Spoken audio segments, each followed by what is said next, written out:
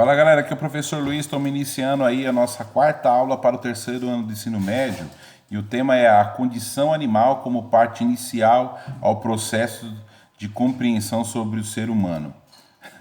É um tema grande, porém eu vou tentar resumir umas ideias aí, tá? Bom, o que é importante para a gente entender essa questão do homem como um animal aí, enfim.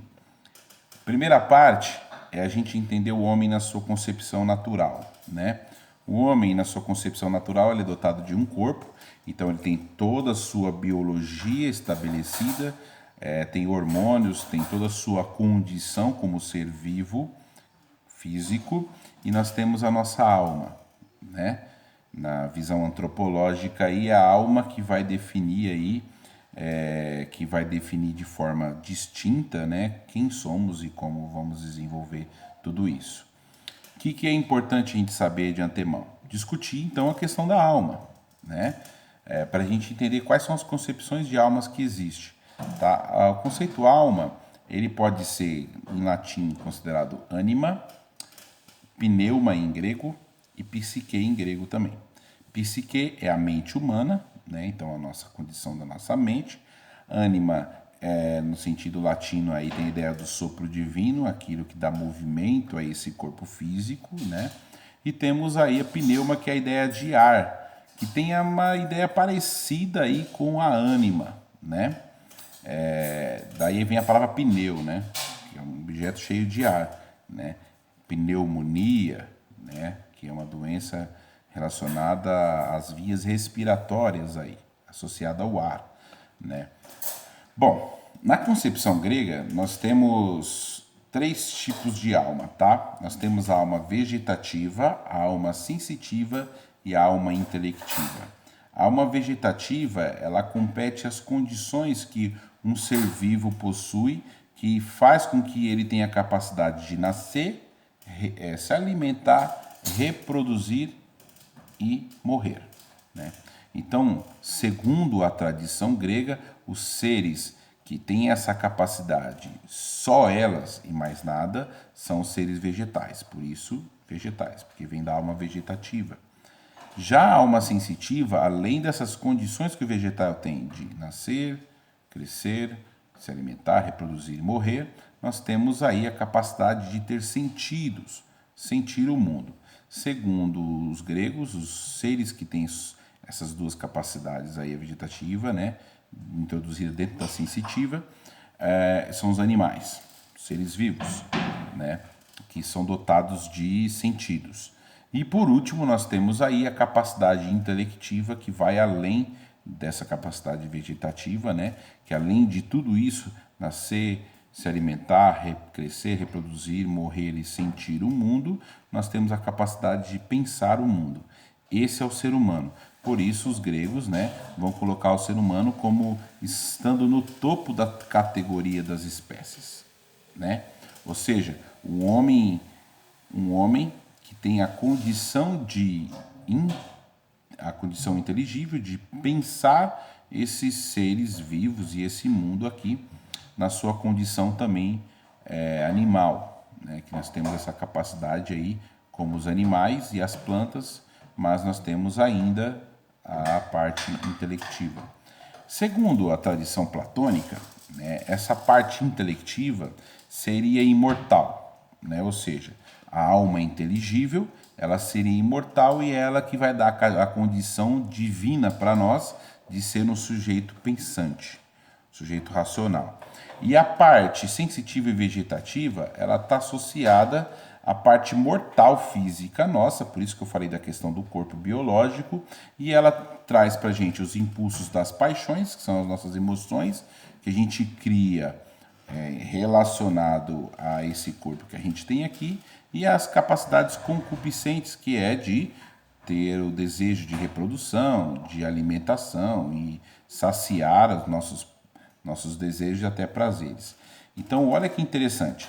Nós temos então um ser racional, né, que tem uma condição divina por ele poder pensar, né, mas ele está preso, né, a um corpo físico que tem as suas paixões, que tem as suas necessidades básicas de se relacionar.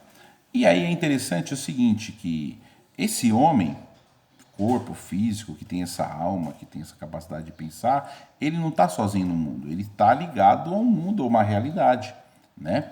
Ele está ligado à natureza, por isso nós temos nosso tempo histórico aqui, a nossa maneira de compreendê-lo, e aí nós temos também, né, essa condição que é de se relacionar com outros seres vivos.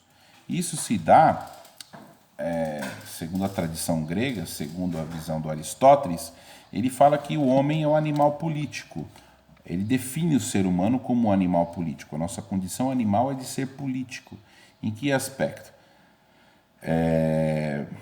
Nós, seres vivos, temos essa condição de se socializar, seres vivos humanos, né? Temos essa condição de se socializar e é isso que vai nos dizer quem somos, né? Entretanto, antes de dar essa definição aristotélica, eu quero retomar o mito do Protágoras. O Sócrates foi com um amigo dele, Hipócrates, que foi o criador da medicina, o amigo do cara, criador da medicina moderna. E os dois foram até Protágoras e perguntaram para o Protágoras, que era um sofista na época, se era possível aprender a arte da política. E o Protágoras falou para eles se podia contar uma história. E eles falaram que podia e tal. Então o Protágoras contou o mito do Prometeu, né? É um mito conhecidíssimo, né? Conta-se a seguinte história, eu vou resumir de forma bem breve. Então o Prometeu tinha um irmão chamado Epimeteu e os dois eram os titãs, né? E eram auxiliares dos deuses aí, e o Zeus pediu para esses dois titãs distribuir os dons para os seres vivos, né? Para que houvesse uma harmonia dentro da organização dos seres vivos. E o Epimeteu distribuiu os dons, né? Ele junto com Prometeu, e acontece que eles esqueceram de dar dons ao ser humano. Deram a todos os animais, um deu o dom da velocidade para fugir daquele que era mais forte, para outro deu a capacidade de voar, enfim. Quando eles distribuíram, eles esqueceram do ser humano. E aí o Prometeu teve a ideia brilhante de ir até o templo, né, templo dos deuses, e roubar a chama do saber. E ele deu essa chama do saber para o ser humano, né?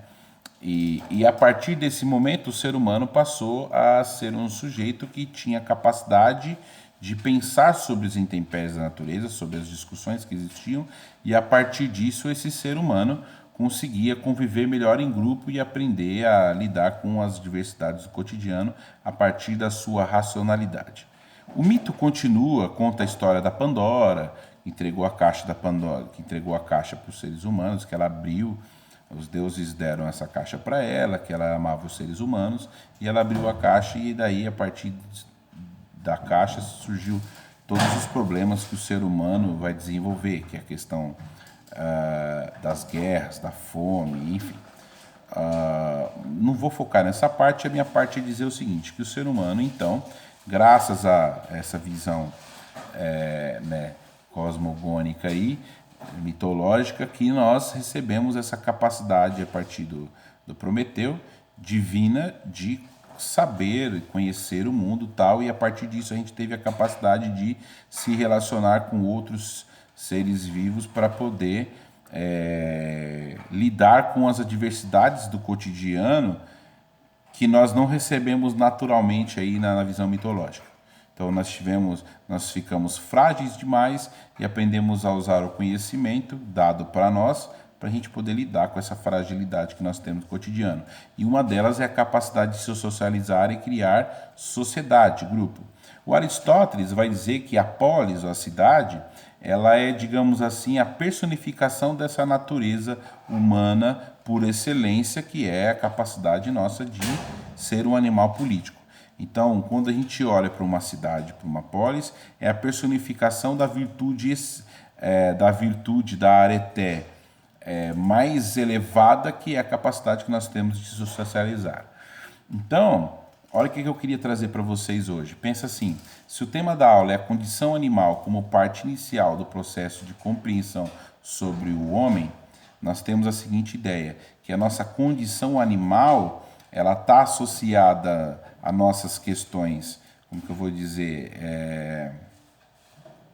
concupiscentes, nossas paixões do nosso corpo. Entretanto, nós temos essa condição imortal racional que também faz parte da nossa condição animal. E como um ser animal político, porque nós usamos esse conhecimento para viver em grupo, é da nossa tradição, da nossa natureza, viver em sociedade. Então, a condição animal como parte inicial do processo de compreensão sobre o homem é entender que nós, na nossa própria condição natural, já somos suscetíveis a ter conhecimento e, a partir dele, saber viver em grupo para lidar melhor com os problemas da natureza. Certo? Espero que vocês tenham curtido a aula. Vejo vocês no futuro. Dá um joinha aí se curtiu, ativa o sininho, se inscreve no canal para receber as próximas aulas. Até mais.